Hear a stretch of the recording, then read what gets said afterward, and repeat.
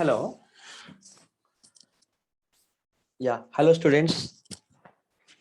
Today we are going to discuss what is actually a server. So in the previous classes we have covered the Linux introduction, like what is Linux, okay, what are the different types of Linux flavors, what are the different types of shells, okay. So today we are going to discuss that server. Normally लोग सोचते हैं कि server कुछ बहुत बड़ा अलग चीज है. No, any machine can be a server.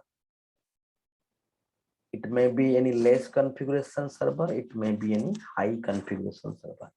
High configuration means, let's say we have 100 GB RAM, 1000 TB hard disk, 16 core processor. It may be there, okay. Then suppose I have a 2 core processor, 16 GB RAM and 2 TB hard disk, that can be treated as a hard disk, server also, okay. तो normally एक server में क्या क्या होना चाहिए ना, एक CPU होना चाहिए, एक रैम होना चाहिए, एक स्टोरेज डिवाइस होना चाहिए जो कि हार्ड डिस्क बोलते हैं उसको. May be it contains some database like Oracle और MySQL something, and it must have some network, okay. Network means network card रहेगा, आपका राउटर रहेगा, हब रहेगा, स्विच रहेगा, सो ये सबको मिला के आपको सर्वर बोलेगा. सीपीयू एंड रैम दोनों मिलके हमारा जो भी इनपुट देते हैं उसको प्रोसेस करते हैं. अगर रैम नहीं है, ओनली सीपीयू होगा, प्रोसेस किसको करेगा, कैसे करेगा? आपका हार्ड डिस्क में डेटा है, वो डेटा को डायरेक्टली तो प्रोसेस नहीं कर पाएगा. तो प्रोसेस करने के लिए उसको रैंडम एक्सेस मेमोरी चाहिए. तो इसलिए सीपीयू एंड रैम दोनों को मिला के ब्रेन बोलते हैं. Okay, this is brain image, right. तो देन सिस्टम का जो ब्रेन होता है सीपीयू प्लस रैम. देन एक स्टोरेज डिवाइस रहेगा लाइक हार्ड डिस्क, और एक कोई ना कोई एक सॉफ्टवेयर लाइक डेटाबेस सॉफ्टवेयर रहेगा. डेटाबेस नहीं रह सकता, रह भी सकता है. Suppose it is your database server, then you must have any of the database like Oracle, MySQL, Postgre, anything. Then if this is a server, then multiple users needs to contact that particular server. If no user are contacting that server or accessing the server, then it will not call as server. If multiple people are using that particular machine from different region, from different location, then only we can tell this is a server. So if multiple people are going to access that particular machine, then there must be a networking concept. They will have a that dummy machine like simple client machine, and from that machine they are going to contact your machine. So your machine will be a server, then their machine will be the client, because they are contacting you, your machine, for some purpose. If they are connecting to your machine, then your machine will be your, that is a server. Server is not a very big thing. Server is totally same as a normal machine. But if that data, if that machine's data is shared to other through the network, then that will be called as a server. So as I told, server must have these components like CPU, RAM, storage, any database or any network, then it will be called as server. But traditionally, servers traditionally भी मतलब बहुत पहले भी ये server concept था, आज भी server concept है. बट पहले जो सर्वर था या कोई मशीन था वो था on premises. Nowadays everybody are keeping their server in the cloud. So what is this on premises and what the cloud? On premises मतलब मेरा खुद का प्रीमाइसेस में मैं अगर कोई सर्वर रखा उसको बोलते हैं on premises. Suppose I have a big shop. Okay, I have a networking shop like a DMart. Just you might have listened about the DMart. DMart is a concept of selling the products. Okay, so DMart क्या है कि हर city पे, late से पुणे पे डीमार्ट है, नागपुर पे डीमार्ट है, बेंगलोर पे है, औरंगाबाद पे, मुंबई पे है. तो this DMart is distributed among multiple cities. So ये जो डीमार्ट में पर डे कम से कम 10,000 कस्टमर आते हैं और 10,000 कस्टमर जब पैसा पे करते हैं वहां पे 25-25 काउंटर्स रहते हैं. Every customer will come to DMart and they will take at least 20 to 30 products. So ये सारे चीज का जो कैलकुलेशन अगर ठीक से नहीं होगा तो इतना बड़ा शॉप मेंटेन नहीं कर सकता है. उसका जो इन्वेंटरी को, जो डेटा जो सॉरी जो चीज रहता है उसके पास, लाइक ग्रोसरी और कपड़ा और any carpet anything will go to DMart, then you are getting everything. Okay, तो घर का जो चलने के लिए जो चीज जो सामान है वो सब डीमार्ट में मिल जाता है. तो वो कोई भी बंदा अगर जाता है डीमार्ट उसका कम से कम 25-30 सामान लेके आता है. तो ऐसा अगर 10,000 लोग जाएंगे, 25-30 इंटू 10,000 कितना होगा? कम से कम 50,000 प्रोडक्ट पर डे सेल होता है. 50,000 प्रोडक्ट सेल होता है. तो 50,000 प्रोडक्ट को सेल करने के लिए वहां पे कोई नहीं है, बट पैसा रखने के लिए 25 काउंटर है. तो ये पैसा कैलकुलेशन होता. उसके बाद जो भी सामान जो बोलते हैं उसको इन्वेंटरी बोलते हैं. इन्वेंटरी स्टॉक में कितना है कितना नहीं है, ये सब कैलकुलेशन के लिए कंप्यूटर चाहिए. तो वो जो कंप्यूटर है that is nothing but your server. वो जो भी सब डेटा स्टोर होता है सर्वर पे होता है. तो ऐसा लेट्स से पुणे में 10 डीमार्ट है, बट ये 10 डीमार्ट के लिए एटलीस्ट 1 सर्वर रहेगा, राइट? तो मुंबई के लिए एक सर्वर रहेगा, नागपुर के लिए सर्वर रहेगा. ऐसे अगर मैंने 10 सिटी में 10 शॉप है और 10 सेंटर है उनका जो जहां पे सामान मिलता है, तो 10 सेंटर के लिए एटलीस्ट अगर एक ही सर्वर होगा, 10 सिटी में 10 सर्वर रहेगा. वो 10 सर्वर को खरीदने के लिए एक सर्वर का 2 लाख रुपया कॉस्ट पकड़ लो. अगर मैं 2 लाख रुपया में एक सर्वर खरीदता हूँ, 10 सर्वर खरीदने के लिए आपका 20 लाख रुपया लगेगा. प्लस ये 10 सर्वर को मेंटेन करने के लिए एक रूम चाहिए, रूम के अंदर एसी चाहिए, फिर केबल वगैरह चाहिए, स्विच चाहिए, राउटर चाहिए, उसके लिए फिर एक सिक्योरिटी गार्ड चाहिए. ये सबको अगर हिसाब करोगे, जिस दिन आपका बिजनेस सेटल मतलब सेट किया, उसी दिन जो मतलब 1 महीने के अंदर आपको सब कुछ खरीदना पड़ेगा, सेटअप करना पड़ेगा. उस सेटअप में आपका लगभग 60 लाख रुपया लग जाता है. अगर मैंने 10 सर्वर का बात करूंगा तो 60 लाख से आसपास पैसा लग जाएगा. जैसे कि रूम जो लिया उसका 1 साल का डिपॉजिट, फिर एक एसी खरीदना 50,000 रुपया, 1.5 लाख हो गया, राइट? 1 लाख रुपया डिपॉजिट. अगर 10,000 रुपया में एक सर्वर रूम लोगे तो वो सर्वर रूम के लिए 10,000 रुपया दोगे, एसी खरीदना 50,000, 1.5 लाख रुपया गया. फिर उसके अंदर इलेक्ट्रिसिटी वगैरह कनेक्शन सब कुछ करने के बाद कम से कम जो भी पैसा 2 लाख रुपया एक रूम पे चला गया पहला मंथ में. प्लस ये सर्वर जो खरीदा वो भी 2 लाख, 4 लाख हो गया. एक के सर्वर रूम के लिए 4 लाख रुपया.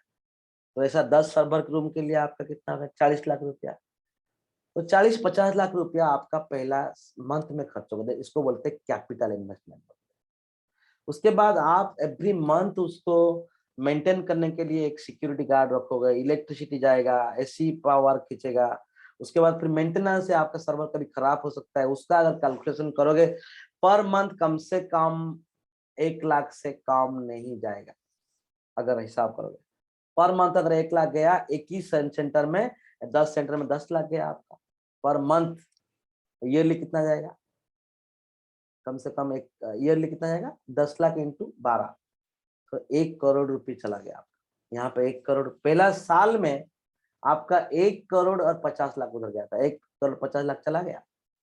बट कुछ दिन के बाद आप दिखा कि भाई मेरा तो बिजनेस अभी अभी स्टार्ट हुआ था, बट पहला साल मैंने ठीक है, अगर कस्टमर नहीं आया, मेरा लॉस थोड़ा हुआ, it's okay, but second year भी नहीं आ रहा है, तो थर्ड ईयर को आपको बहुत ही महंगा पड़ेगा, एटलीस्ट उसका मेंटेनेंस कॉस्ट।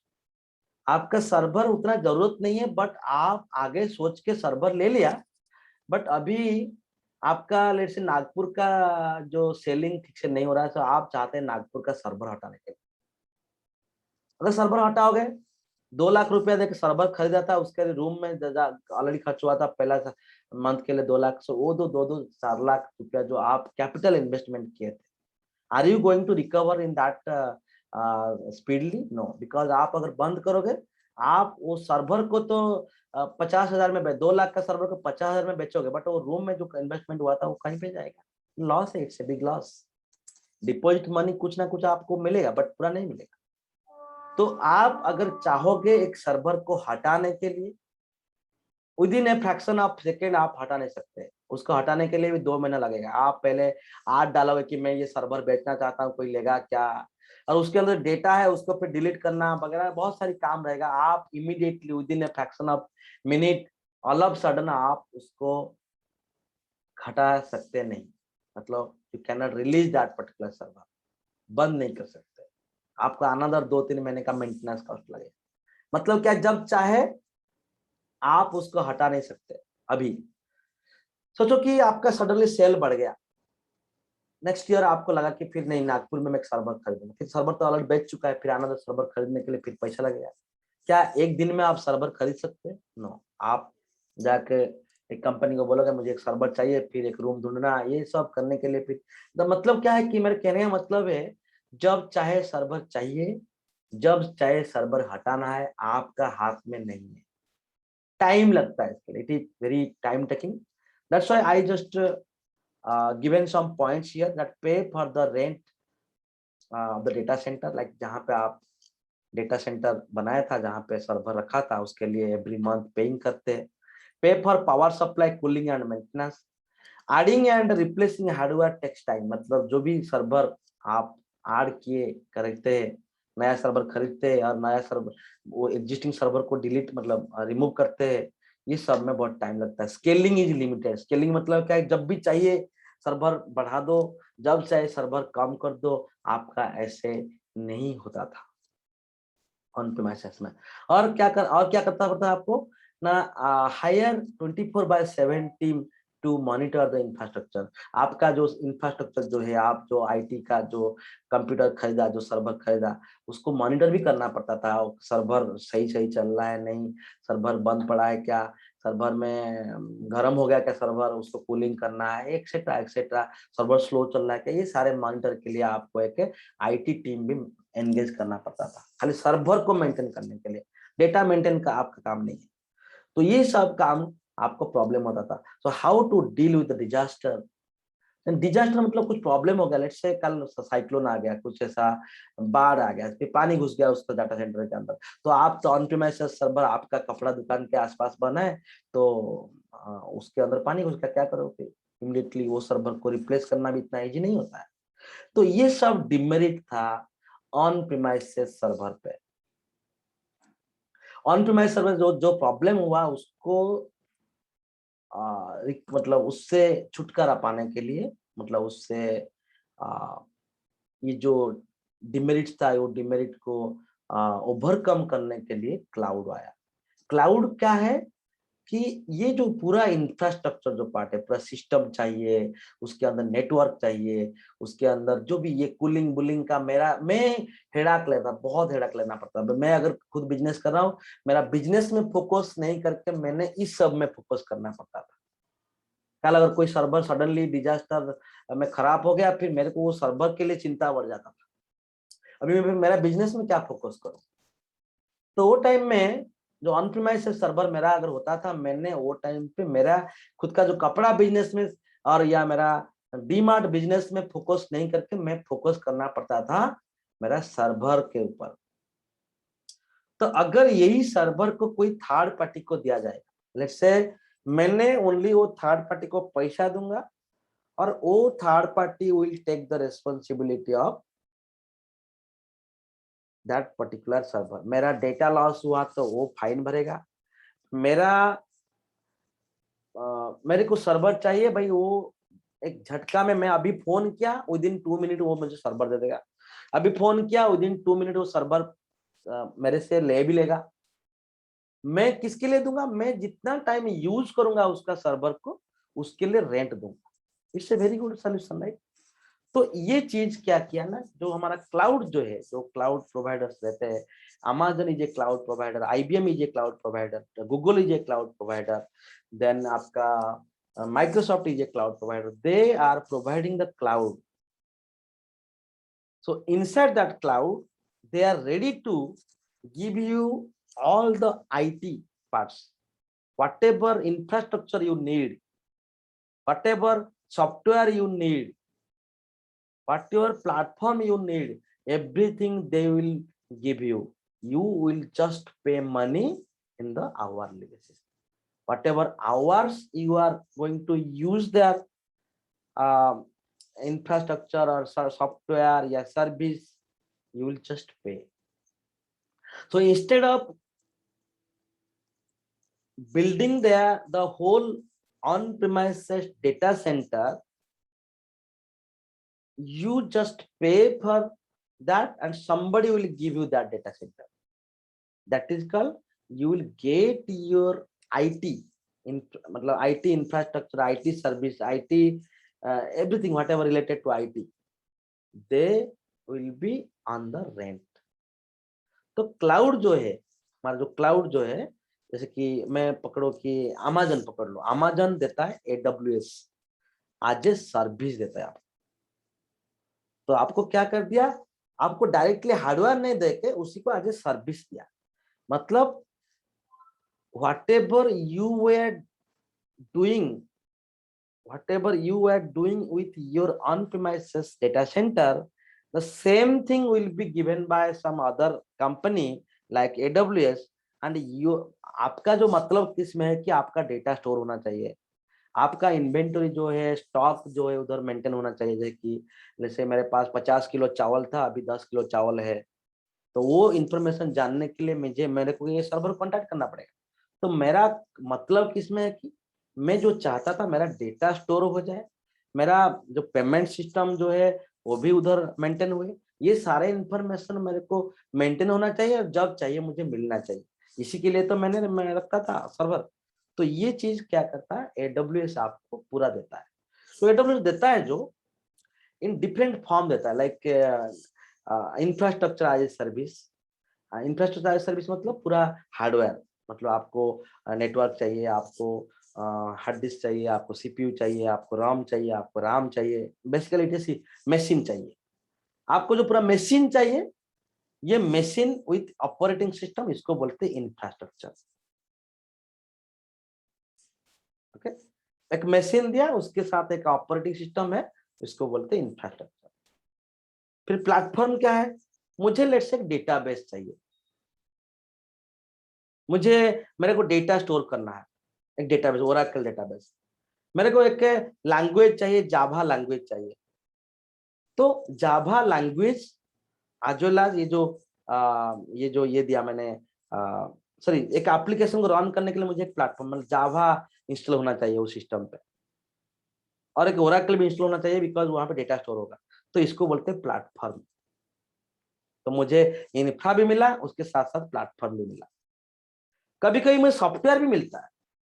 फॉर एग्जाम्पल, मुझे सपोज आरोग्य सेतु भी चाहिए।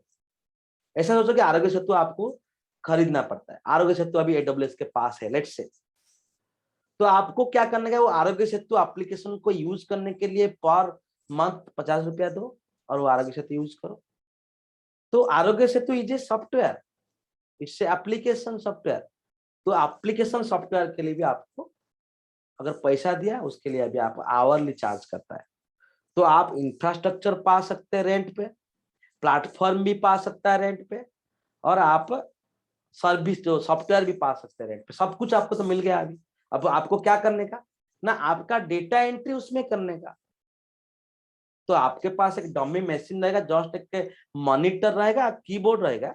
सो आप क्या करोगे, टाइप करोगे, लेट्स से आपको 50 किलो आलू आज बेच लिया, 2 किलो का जैसे कि कोई दाल बेच दिया, तो वो 2 किलो दाल और 50 किलो आलू का इंफॉर्मेशन आप आपका डमी मशीन पे टाइप करोगे, वो जाके वो AWS सर्वर में स्टोर होगा। तो जब जरूरी पड़ेगा फिर आपको AWS सर्वर पर रिक्वेस्ट करोगे, वो फिर आपको देगा। तो ये जो चीज है, मैंने क्या कहा, instead of maintaining the whole server in my own premises, I am keeping all of my information in the AWS cloud. So this is called a cloud actually. So nowadays 90% companies are maintaining their data, maintaining their softwares, maintaining their all IT related things in the cloud. And in market there are many cloud providers are there, like Amazon is giving AWS cloud, Microsoft is giving Azure cloud, and Google is giving Google platform, okay, GCP, Google cloud platform. Like this, IBM is also giving cloud. Lots of companies are there, like Alibaba, China company. Alibaba is also a cloud.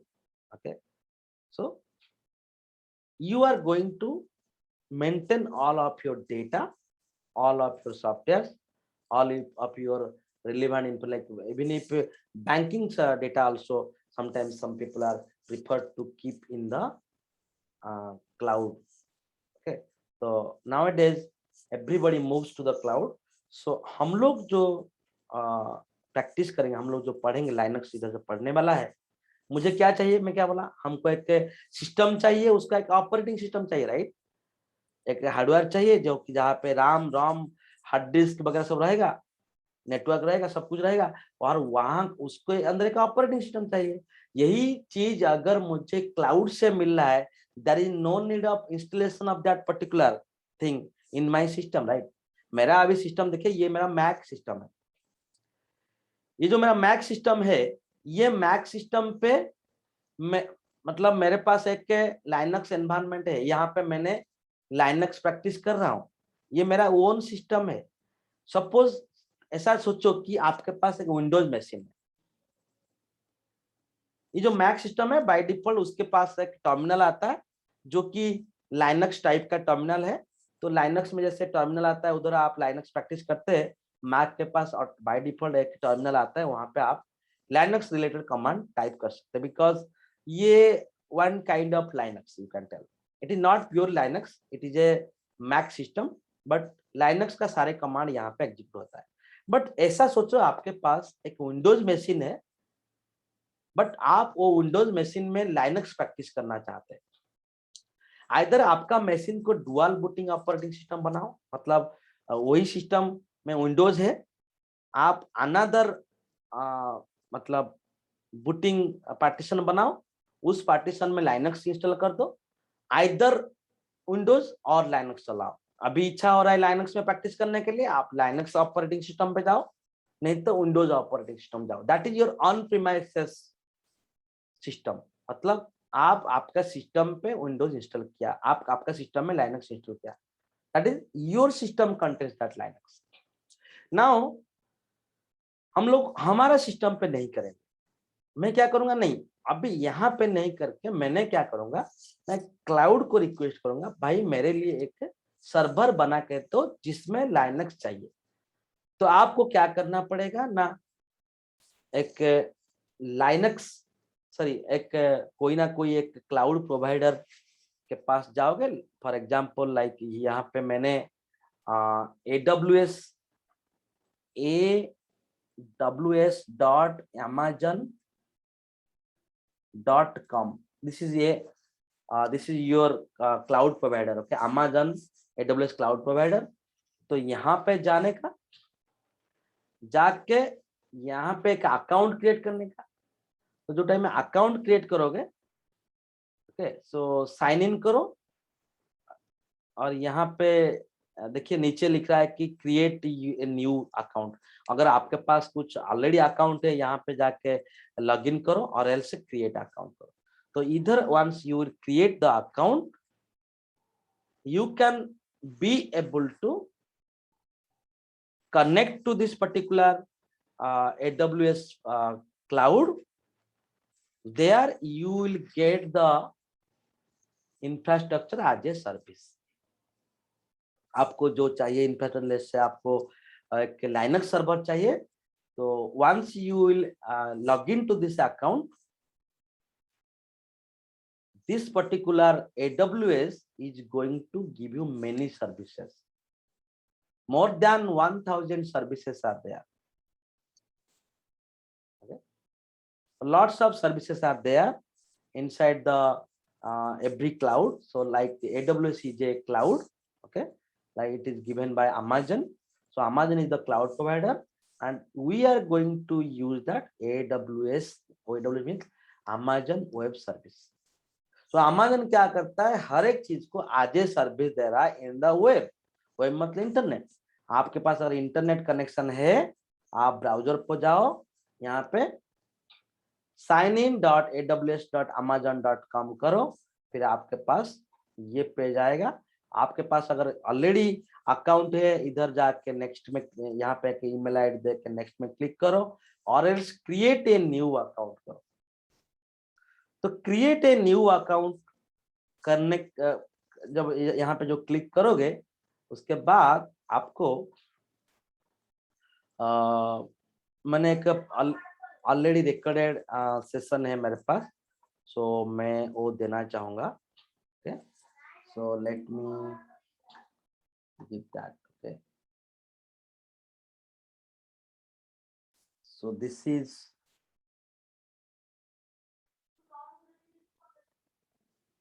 is your okay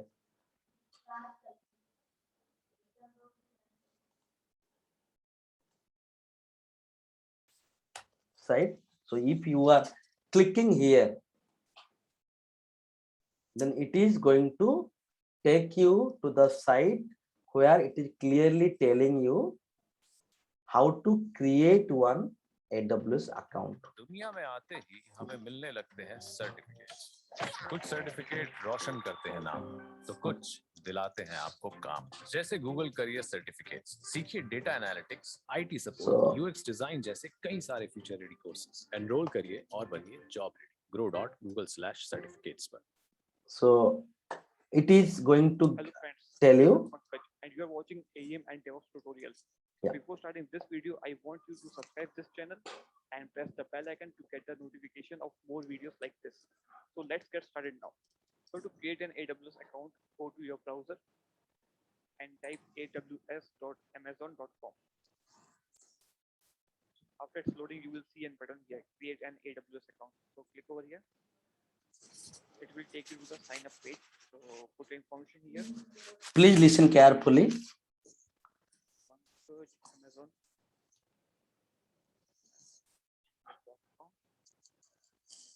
Password.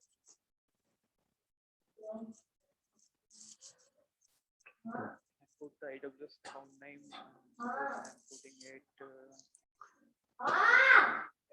And now click on continue. Once you click on continue, it will give an account type page. So you must select personal here because we are using it for our practice purpose. Now here it's showing your name. Put your mobile number. I'm putting some random number. You can put your mobile number here. Select the country. My country is India, so I'm selecting India here. Select the address, for example, Pune.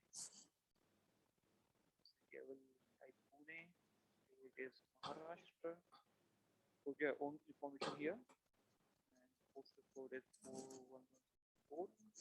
Check this checkbox and click on create account and continue. After clicking on create account and continue, it will give you the payment information. Without entering your direct, you cannot create an AWS account. So don't worry, it's free of cost for 1 year. So you can put your debit card or credit card number here. server pan, click on here, put your 10 number here.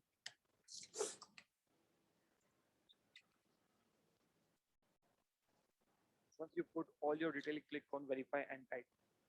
So after clicking on the button, it will take few minutes.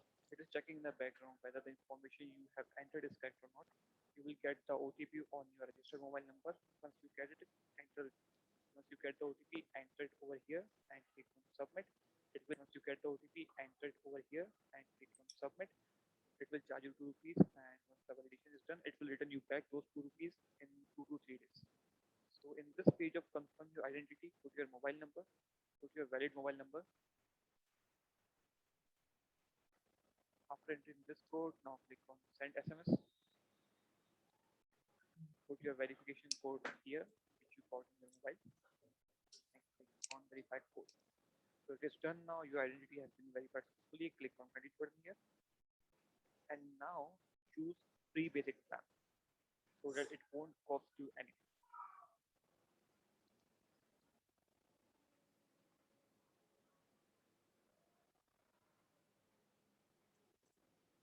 Now put your username here. Search, it was search.